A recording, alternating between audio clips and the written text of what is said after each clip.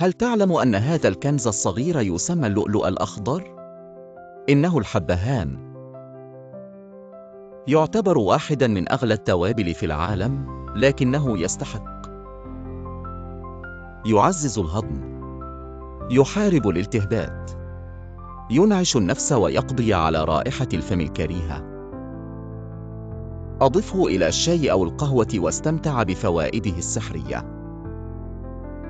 شاهد الفيديو الكامل لتتعرف على جميع فوائد الحبهان المدهشة وكيفية استخدامه بطريقة صحيحة. اضغط هنا على الرابط للمشاهدة ولا تنسى الإعجاب والاشتراك لمزيد من كنوز الطبيعة.